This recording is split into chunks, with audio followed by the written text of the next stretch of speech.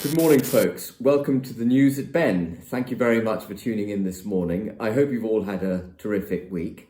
Now, you might have noticed something slightly different in my background today. I've got my usual drinks trolley behind me, but on my drinks trolley is a small flag, a small Union flag.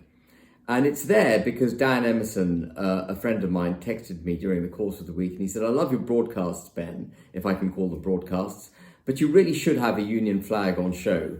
I think most people actually know I'm a fervent Unionist, but anyway, it was Dan's idea that I should have a Union flag on show. And obviously I can't fit two massive Union flags of the type you might see on the Mall in my sitting room. So what I've got behind me is a little flag that I used to have on my desk in the European Parliament, courtesy of a first-class individual, a chap called Brian Monteith. And thank you very much, Brian. Brian gave all Brexit Party MEPs this little flag. We all had them on our desks, much to the annoyance of the majority Europhile members of the European Parliament. And so I'm going to be accompanied by Brian's little flag, the Union flag that he kindly gave me in 2019, every time I do the news at Ben. Thank you once again, Brian. Now, the subject that I wish to discuss this morning, the main subject, was the arrest of Allison Pearson for a non-crime hate incident on Sunday morning. The implications of her arrest are manifold, and I want to go through a few of them, if I may. So, what happened to Allison? Remembrance Sunday morning, she had a knock at the door, two policemen tipped up, and they said that she was being arrested for a non-crime hate incident, a tweet that she'd put out shortly after the 7th of October 2023, when Hamas attacked Israel and carried out that massacre, that wretched, awful massacre. And Allison naturally asked what it was that she had said that was so offensive, and they declined to tell her what it was. She then asked, naturally, who it was that had complained about her, who was the complainant. And after explaining to her that there is no such thing as a complainant, there are only victims, can you believe that? There are only victims. They told her that actually she couldn't know the complainant's name either. So there she was, in her slippers, nightgown on, Sunday morning, being told by two police officers that she's being arrested for a crime that they cannot describe based on a complaint by someone whom they cannot name. It's absurd. And before I go further, I should just say Alison Pearson is a consummate professional. She's a first-class journalist, works for the Telegraph. She also happens to believe in the constitutional democratic unit that is the United Kingdom, strong borders for the United Kingdom, the prosperity of our country, quaint ideas that the establishment, and in particular, I would say this Labour government, have given up on. And I'm sure that her arrest had a big element of the motivation for her arrest was because of the views more broadly held by Allison. If she had tweeted something that was pro-Euro, pro-Palestinian or pro-the European Union or some of the more accepted institutions and proscribed terrorist organizations that apparently seem to hold sway in this country, she would have been fine. But she said something that the establishment disagreed with, and she got a knock at the door by the police. Now, you might think this is an isolated incident, but it isn't. There have been 13,000 such arrests in the United Kingdom since this hate speech legislation was passed. And the natural end of such legislation, the natural end of such arrests, is the shutting down of free speech. Now, free speech, in case you didn't know it, I'm sure you did, free speech is the cornerstone. It is one of the major bedrocks of democracy. No free speech, no democracy. If you can't challenge each other, there cannot be democratic debate. There cannot be a democracy. This hate speech effectively is going to end up with the end of democracy. And it's not as if it's being used only at adults. I was also horrified to discover that pupils at school are being arrested for non-crime hate incidents based on what they say at school. Now, we go to school in order to be educated, and part of education is expressing our views openly and freely, however repulsive and offensive they may be, and being in receipt of views that we find offensive and perhaps repulsive, debating those issues robustly, and through that debate, through challenging each other without fear or favour, coming to understand our own world view, coming to a settlement, if you like, with ourselves, so we understand that which we believe in. Part of education, a crucial part of education, is that debate. And if you shut down that debate because of non-crime hate incidents, what you end up with is not education, but indoctrination. So what we've got with the way this hate speech legislation is being used is the indoctrination of our children and the ending of democracy. That's how serious it is. And I don't want people to go away thinking Ben's being alarmist. I want them to reflect on precisely what happened to Alison and the way this is being used in schools. And if you don't believe me, do a Google search and look it up yourself. You'll see that pupils are being taken to task by the police over what they say at school. And there's a parallel to this that I also want to discuss, a very touchy subject about which I've been questioned a few times over the last couple of weeks, 2 or 3 weeks, since I had my debate at Oxford Union. Now, my debate at Oxford Union was on the subject of whether Islam was compatible with democracy. I chose to discuss British democracy, and I was making the case that Islam is not compatible with British democracy. And at the heart of my case was freedom of speech. And my case went broadly like this. As I've mentioned, freedom of speech is critical for democracy. No freedom of speech, no democracy. And at the heart of Islam is the belief that the Quran is the word of God as dictated to the Prophet Muhammad by the angel Gabriel. Now, if the Quran is the word of God and you're a Muslim, it is obviously perfect because it's the word of God. If it's perfect, then it doesn't require challenge. Indeed, it's incapable of challenge. And so inherently, Islam is not compatible with the kind of robust form of free speech that at least British democracy grew up through.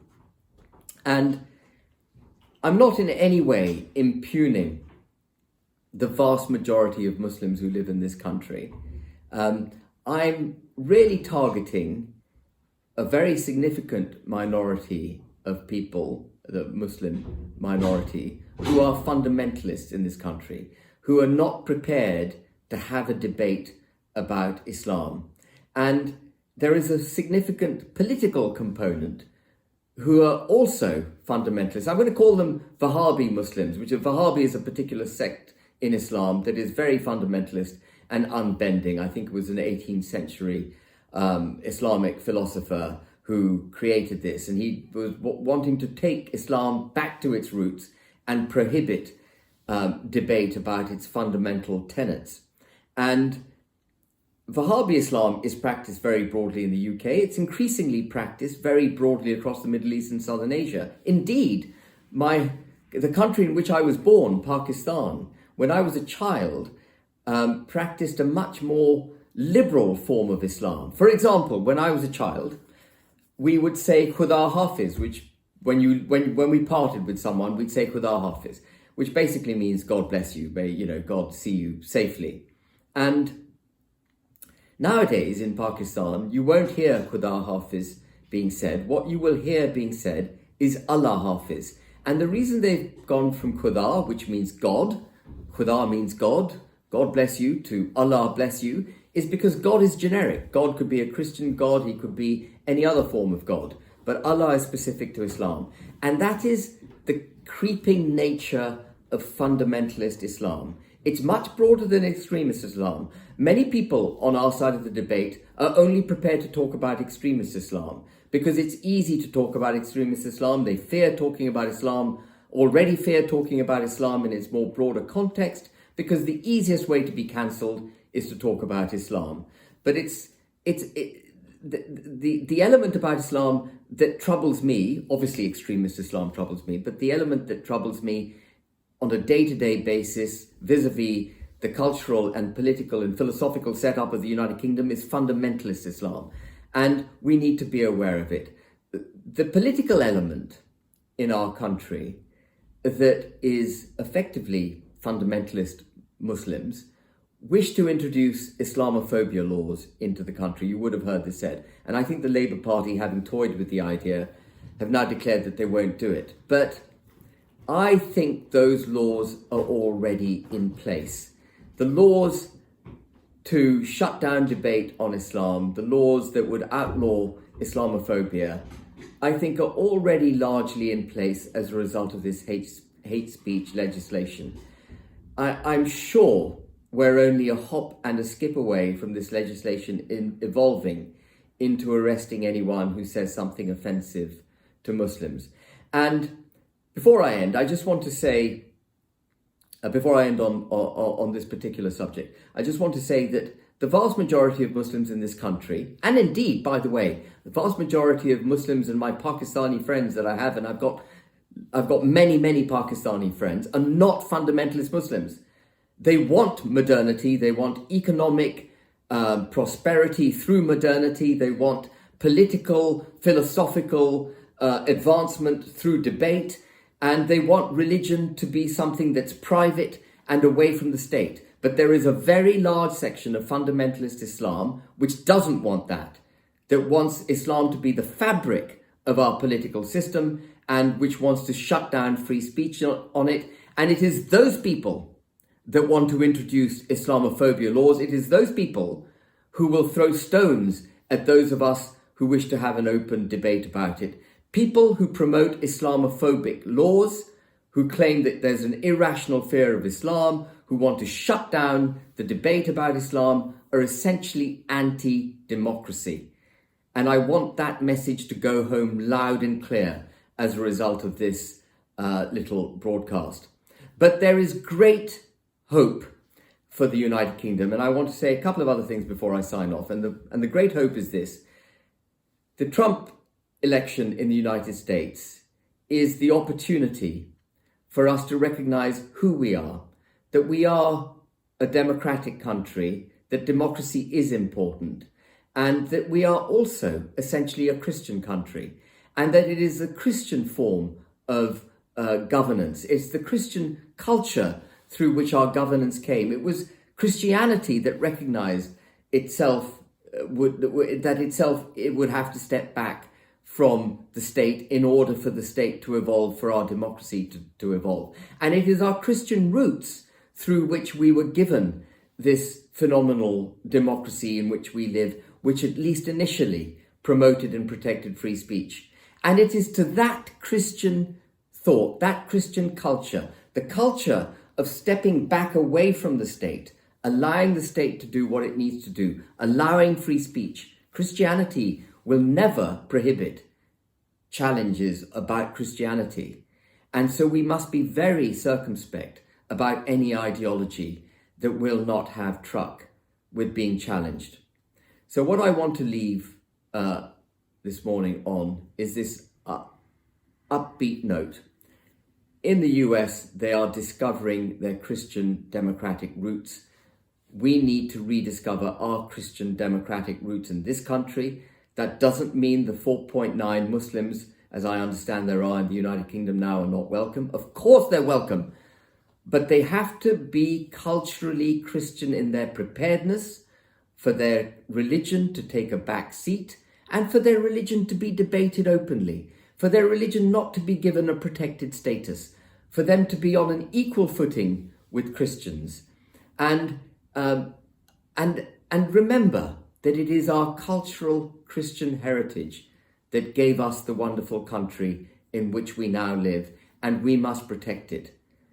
The hate speech legislation pursuant to which Allison Pearson was arrested is damaging our children, it's damaging our democracy, and it's damaging our cultural and social fabric. We need to reverse it. Thank you very much, everyone, for listening this Sunday morning.